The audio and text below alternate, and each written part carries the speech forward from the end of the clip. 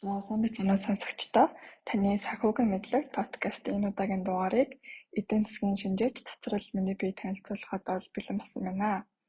За өнөөдрийн дугаараар та бүхэндээ дефолт гэх ойлголтын тухай улсууд дефолт зарласнаар эдийн засагт ямар нөхцөл байдал үүсдэг тэрийг олон улсын болон дотоодын жишээний хамтаар ярихаар бэлтгэлээ. За дефолт зарлахгүй гэвчлэн яг улс хүнд эдийн засгийн уналттай байх үед бол энэ бол маш том асуудал бол хөндөгдөж яригддаг.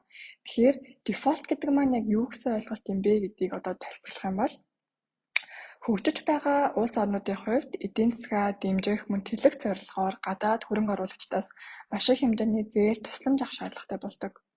Үр дүнд нь ерөнхийдөө томоохон дэд бүтцийн зохион бүтээн байгуулалтыг хийх мөн жишээ нь аж ахуй нэгж байгууллагууд ч гэсэн бизнесээ илүү томруулах, өргөжүүлэхийн тулд хөгжиж дэвшихийн тулд л гадаад хөрөнгө оруулалтыг илүү татсаар байдаг. Тэгэхээр үүнийг маш их хэмжээний үр төлбөрийг тодорхой хүүтэйгээр урт хугацаанд зээлдэг.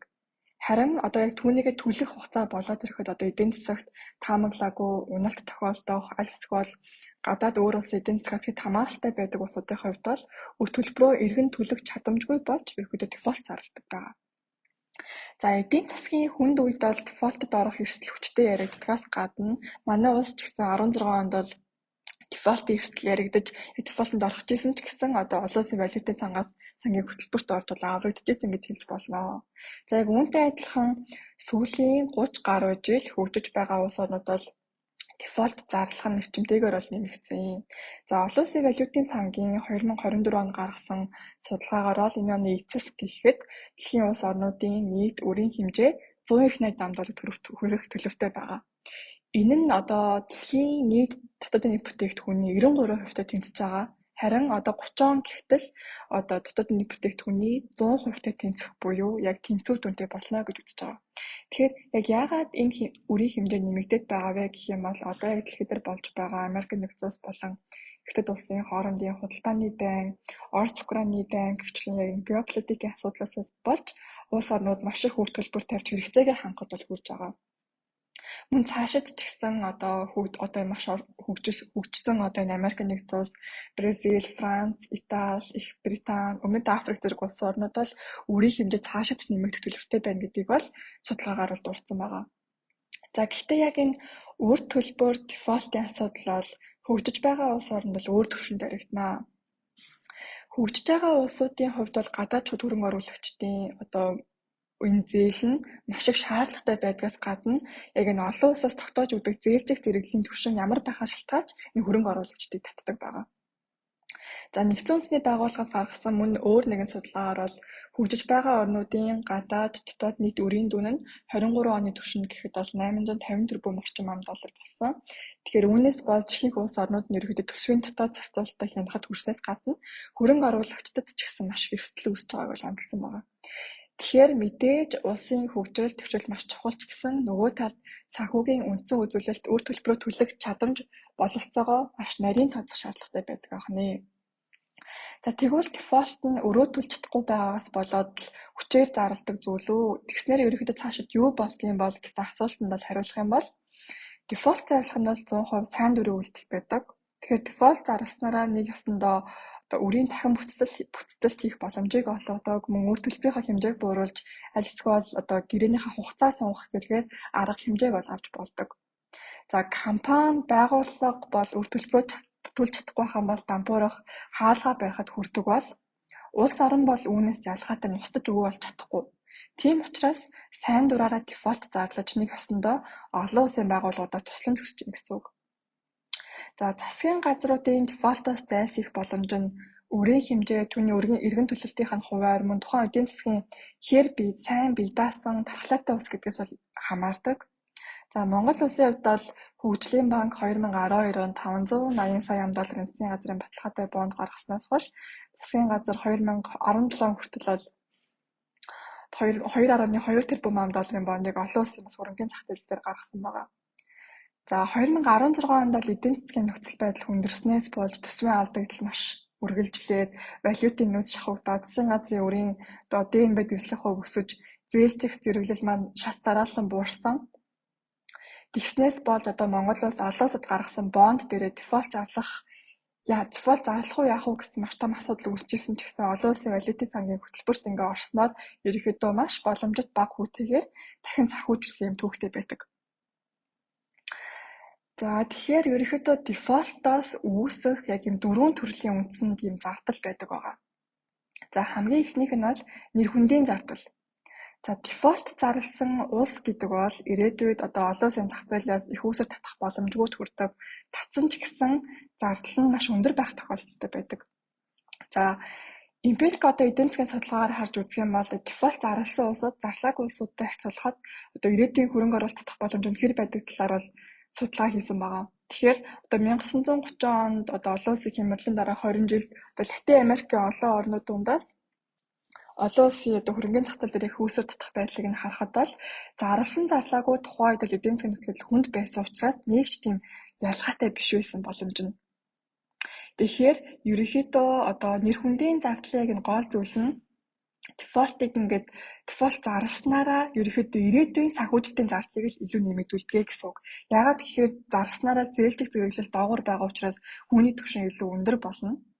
Тэгснээрээ засгийн газрын ирээдүйд авах санхүүжилтийн хэмжээ нэмэгдэнэ гэж үздэг байна. За дараагийн зардал бол гадаад худалдаа хумигдах зардал байдаг. За улсын үрийн дефолт нь экспортод чиглэсэн салбаруудад сөрөг нөлөөтэй. Тэгэхээр дефолтыг даган худалдааны санхүүжилтээ алдахад хүрдэг бөгөөд гадаад худалдаа бол тэгш чигээр бол буурдаг тийм том зардал байдаг. За дараагийн 3 дахь зардал бол эрх баригчдын улс төрийн зардал гэж байгаа.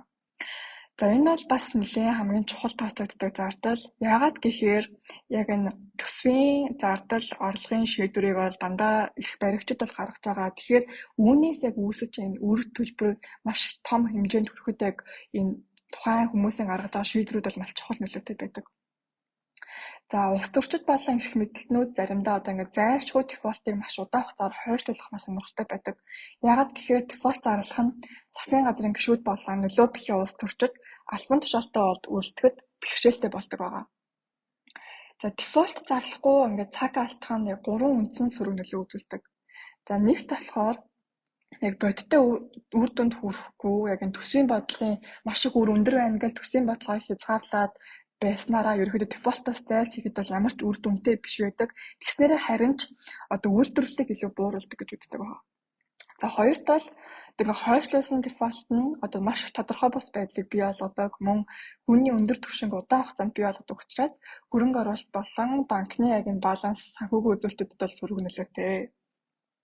За гуравт бол тэр чигээрээ энэ банк санхүүтэй бол үрийн хэмжээ банк санхүүгийн салбарт бол маш хүчтэй нөлөөтэй байдаг учраас санхүүгийн салбарт их чигээрээ эрсдэлд ордог байна. За яагаад гэх юм бол дефолтоос зайлсхийх гэж оролдохдоо засгийн газар ерөнхийдөө банкуудыг өөрийн бондыг эзэмших шаардаж болдог. Тэгэхээр тэрийг тухайн засгийн газарт банкуудын эзэмшиж байгаа бонд бол дефолт болох эрсдэлтэй байдгаа гэсэн үг. За хамгийн сүүлийн зардал санхүүгийн хямралын зардал байгаа. За миний яг сая ярьсанчлан дефолт зарласнараа дотоодын эд бүтээгдэхүүн буурдаг гол арга зам нь дотоодын юм санхүүгийн зах зээлээр дамждаг байгаа. Хөгжиж байгаа орнуудын хувьд бол дотоодын банкуд нь засгийн газрын гол зээлдүүлэгч байдаг. Тэгэхээр засгийн газар өөрийн төлж чадахгүй өрөндөө дефолт зарлах үед банкуд бол үйл ажиллагаанаа шууд доголддог. Тийм учраас банкуд эдийн засгийг их үүсвэрээр хангах зээл олгох санхүүгийн зуучлалын үүргээ яг гол үүргээ биелүүлэхэд маш хэцүү болдгоо гэсэн үг. За ялангуяа ерөнхийдөө банкны системд үзүүлэх нөлөө нь яг энэ дотоодын банкуд засгийн газрын яг энэ өрийн бичгийг ихээр эзэмшдэг тохиолдол бол илүү тод байдаг. Тэгээд банкны хүндрэл бий болсон үед бол төсвийн нөхцөл байдал, төсвийн алдагдал маш ихээр нэмэгдээд муудах нь эргээд засгийн газраас үүсэж байгаа хямралыг дарахад чиглэсэн арга хэмжээг авах шаардлагатай байхад бол тэрийг л сулруулдаг. Тэгснээр тухайн улсаас гадаад үр төлбөр дээр дефолт зарлах тохиолдолд хөрөнгө оруулагчид эргэн төлөлт татах тохиолдолтой олгосон зээлээ засгийн газар банкуд болон аж ахуйн нэгжүүдээс эргүүлэн татчих эхэлдэг. Тэгснээр төлбөрийн тэнцэл муудах, дотоод валютын захад их үүсвэрийн хомсдол бий болгож валютын хаашийг сулруулах сөрөг нөлөөтэй байдаг. За ерөнхийдөө бол яг энэ гадаад валютын хэмжээний зээлтэй засгийн газар, банк болон аж ахуйн нэгжүүдийн хувьд валютын ханшийн сулрал бол шууд хамт явдаг. Тэгэхээр үндэсний мөнгөнд тэмдэгдэх гадаад валютын үр төлбөрийн дүнг шууд нэмэгдүүлдэг байгаа. Гэтэ үүнээс арга хэмжээ төв банк ахмадууд одоо мөнгөний бааталгыг чангаруулах зэрэг арга хэмжээ авч болдог ч гэсэн одоо дотоод эргэлт санхүүгийн салбарт их үүсвэр богино хугацаанд ч гэсэн буурахад бол энийг бол бас сөрөг нөлөө явж идэг. Тэгэхээр яг энэ одоо энэ үрийн хямрал гэдэг бол яг энэ гурвалсан шинж тэмдэгтэй байдаг буюу үрийн, банкны болон ханшийн хямрал бол гуруулаа бий болдог байна. За тэгээ мөн нэгэн судалгаагаар ч гэсэн одоо үрийн хямрал одоо бий болох тохиолдолд ханшийн хямрал болох магадлал бол 77%, банкны хямрал болох магадлал 64%, гурвалсан хямрал болох магадлал бол 46% байдаг гэж судалгаагаар нотолсон байгаа. За ийхүү ерөнхийдөө дөрвөн төрлийн том зардал бид одоо өөр төлбөрөөр төлж чадахгүйгээс болж үүсдэг бөгөөд яг аль төрлийн зардал нь илүү их байгаагаас шалтгаалаад юун дээр анхаарах, одоо цаашд бодлого боловсруулах шаардлагатай байгааг бол нарийн харж болно.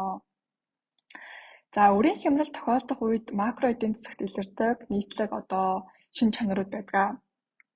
За үрийн хямралаас голчлон мэдээд эдийн засгийн уналтын үед бол хөвчлэн бий болдог. За мөн одоо засгийн газрын болон гадаад үр өндөр буюу одоо дотоод нийт бүтээгдэхүүний засгийн газрын нийт эзлэх үр нь 60%-аас өндөр байх үед одоо дефолт зарлах шаардлагатай юу, шаардлагагүй гэдэг асуудал маш хурцаар яригдж эхэлдэг. Мөн үүнийгээ дагаад ч гэсэн хяншийн хямралыг бол давхар бий болгох эрсдлийг нэмэгдүүлдэг. За мөн төсвийн алдагдал нь дотоод нийт бүтээгдэхүүний 2%-аас дээш бөгөөд одоо засгийн газар дотоодын банкудад их хэмжээний өртөө байх үед тэгэхээр одоо төсвийн зардлыг төсвийг батлахтаа ч гэсэн яг энэ үзүүлэлтүүдийг бол маш сайн харах шаардлагатай гэсэн үг байна. За үргэлжлүүлээд одоо Аргентин улсын санхүүгийн хямрал хэрхэн дефолт үүргэсэн нэгэн сонирхолтой жишээ танилцуулъя. За Аргентин улс бол 2002 оны 1 сард гадаад хөтөлбөртөө дефолт зарласан. Тухайн үеийн одоо Аргентин улсын нөхцөл байдал нь төсвийн маш их хэмжээний алдагдaltaй байсан. Тэгэхээр засгийн газар нь төсвийн алдагдлаа дотоодын банкудаас авсан их үүсвэрээр санхүүжүүлсэний үндсэн дээр банкны одоо зээлийн эрсдэл бол давхар маш их нэмэгдсэн.